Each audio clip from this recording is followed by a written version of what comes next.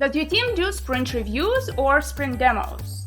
Oh, you think those are exactly the same, don't you? Well, let me show you that your demo is most likely only getting you maybe 10% of value a review is supposed to. And if your team doesn't do either of those, I have a few tips to help you get started with it. Hey, it's Daria here. Welcome. Let's build some awesome teams with the help of sprint reviews.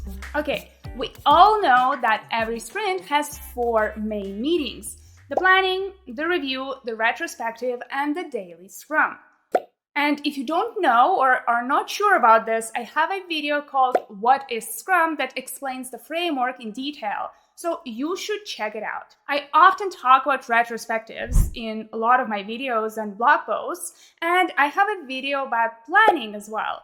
And I even have a short about the daily scrum, but somehow I don't really have a video about sprint reviews. So here it is. In this video, I'll show you an example agenda that you can literally just copy and paste in your sprint review invite, and also an example of a real-life remote sprint review from a video game company that I've been following. I absolutely love that example, so stay tuned. Sprint reviews are essential to the success of your team. Well, like any other meeting in Scrum, but they may be harder to start because you need to involve stakeholders, and that often creates, let's say, complications. So what are sprint reviews, and why do we need them?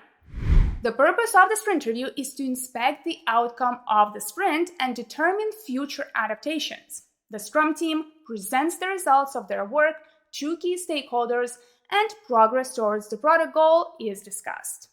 Or in simple terms, we review what's been delivered this sprint, share any challenges the team encountered, collect feedback from stakeholders, and discuss progress towards goals. This serves a couple of purposes. First, it creates visibility about where the team is at and how well they're progressing towards deliverables and milestones. That way, stakeholders don't need to constantly ask you what the progress is and whether we're going to deliver on time. Second, it allows the team to get real-life feedback about their work and see how it contributes to the bigger picture. They don't feel like they're delivering features into a black box to never hear about them again, and that provides a boost to motivation. And third, it creates urgency to deliver something done every sprint. That allows the team to focus their efforts on completing work rather than starting it and ending up with lots of work items in progress at the end of the sprint. With all of that in mind, we can create a perfect sprint agenda, can't we? Here's what I would add to the list. The Scrum Master may start with reminding everyone the purpose of the meeting and the key points that will be discussed. The next couple of points should be presented by the product owner. Start with discussing the goals, including the product goal or any other milestones the team is working towards. Then review the progress towards these goals. Are you progressing at the rate that you expected? How much work is left? It's a good point to show any forecasts you might have. Then go into the presentation of the work done.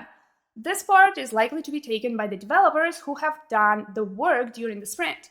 It may be one person showing everything that the team delivered, or each person showing the part that they worked on. The former is preferable. Then it's time to collect feedback from the stakeholders. The Scrum Master may need to jump back in here, same as the product owner. You don't want to just have a presentation and move on. No complicated questionnaires are needed really here. You just want to stop for a couple of minutes after each deliverable shown and ask to provide some thoughts. Is it aligned with the stakeholders' expectations? What did they like or didn't like? And what else is missing? And last but not least, discuss any challenges the team has been facing during the sprint that prevented them from completing the work they planned, in case it's relevant. This can be a good opportunity to ask for help if you need some stakeholder authority to help you resolve some issues. Okay, just to summarize in brief. 1. Remind the purpose of the sprint review. 2. Discuss the goals and milestones. 3. Review progress towards goals. 4. Present the work completed. 5. Collect feedback from stakeholders. 6. Raise any concerns or challenges. Simple. Now we have the agenda, but where are the attendees?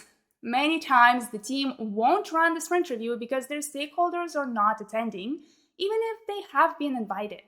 Many other teams have sprint reviews where they don't even invite any stakeholders. And that's no good. The whole point of a sprint review is to have a conversation with your stakeholders and customers. So if they're not there, there is almost no point in a sprint review. That actually reminded me when I was writing this that I do actually have a video about this topic. And in that video, I talk about common reasons for why sprint review is not happening and what you can do to overcome this challenge. I don't want to repeat myself here, so go watch that other video after you finish this one. But don't click out of this video just yet, as it negatively impacts our video stats. Complete watching this video and then go watch the other one. The link is going to be in the description. Okay, the agenda is created, the stakeholders are informed, but the team is hesitant to send out the invite. This might be because they don't want to show how much carryover they have, or maybe they are afraid of negative feedback. Here's what you can actually do to get to the point where the team is comfortable with the idea. Step 1. Make sure you have a sprint review. Start with an internal meeting just for the team. The important thing is to actually have a live presentation. Since only the team attends, it will be less nerve-wracking for the team members. Step 2. Invite other teams to attend. Your team may still be against inviting executives or directors even if they feel confident during their internal sprint reviews. So just invite some other teams that understand the technical side of work. For example, if your product is used by other internal dev teams, maybe customer support, they are great candidates for the sprint review invite. This usually has 2 benefits. First, it helps the team get more comfortable with presenting their work to other people. And when the feedback is positive, it usually makes them feel proud, so they want to show their work to more people. And step 3, invite the stakeholders. Spend some extra time with your team before that first stakeholder sprint review. Maybe do a dry run just to make sure that everything is working. And don't forget to pray to the demo gods. We all know the power of the demo gods when they are angry. That feature that you are showing stops working the second you start, even if you've tested it like 10 times before that. Now, let me show you an example of a different type of sprint review that may give you some inspiration about what you can actually show to your stakeholders to keep them interested. And it is pretty different because this is not an actual meeting, but instead an email. So it's an email sprint review. For some context, I've donated to a Kickstarter for a video game called Sunless Skies when it was still in the works because I was a huge fan of the previous game the company has released. This allowed me to be there for the whole journey as they started their work with Sprint 1. Yes, they were using Scrum, mind you. And every 2 weeks, they would send us an overview of the work completed. And here is an example. So here it is, the example of that sprint review, of that email that was sent, Travel Through the Reach Part 1. That was their first sprint that they called Aphelion. They were using the naming conventions of ABCD, going through the alphabet. So they talked about what the sprint was focusing on, the first region of the game, right, where you will begin your journey. And it talks about it involved big chunks of setup for larger regions. So they're talking about pre-creations of different things that needs to be created in the game for it to work. And then as you scroll further, first of all, you have a chance to know who works on the team. So Mac has been trailing a new approach for procedural generation, right? We talked about some things that have been delivered already, and then you can see some images, right? They started thinking about the map, how they're going to separate it, right? How it is going to look. So they have kind of an idea of where they want to place. Then they talked about stories. What kind of stories were created? They share some of the information, how they were talking with the players on Twitter and kind of getting their ideas Then we have someone else who was working on other things, right? Other types of stories here. We have some art. So we have an overview of the different things that we will most likely see, what it's going to look like, at least the first concepts. And then it explains what those mean. So I can basically look at everything I need to. It gives me progress. I know that there are some things that have been created. And here's one more thing. As I said, one of the things that we want to do in a sprint review is to collect feedback. And they gave us this opportunity, right? So they're talking about, first of all, talking about the next sprint. What are they most likely to be working on next sprint? For example, next sprint is Big Bang, in which we will be working on combat. And then they tell us when they will be coming back to us with a new update. And then we hope that you will join us to talk about the first sprint Aphelion during our live podcasts on Twitch. So that also gives us an opportunity to join them, maybe ask questions, provide some feedback, and really participate in development. Here is another update from the later sprints called Fortune, where once again, they're giving us an update of everything that has been happening, right? They talk about what they have designed, there is some character progression, etc.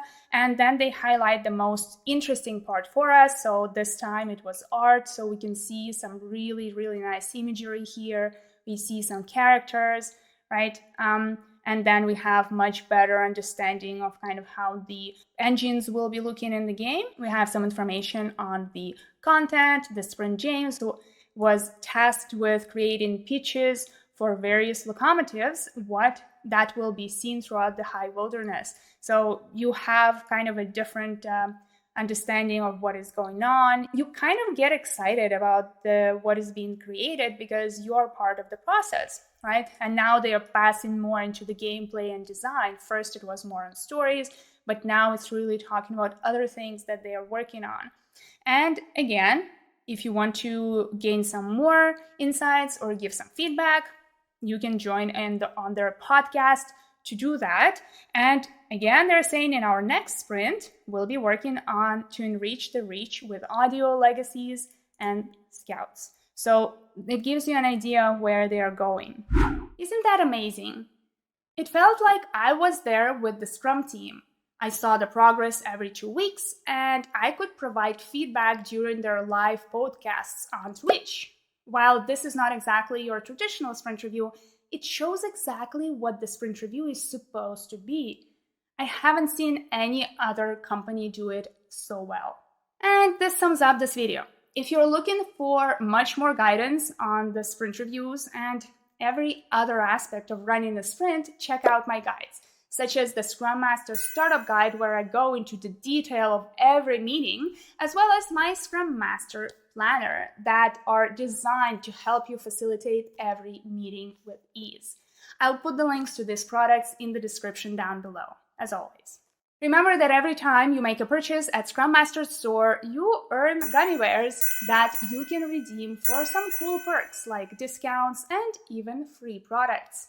Anyway, I hope you learned something new, and if you did, remember to give this video a thumbs up and subscribe to this YouTube channel. And I'll see you in the next video. Cheers and Scrum on!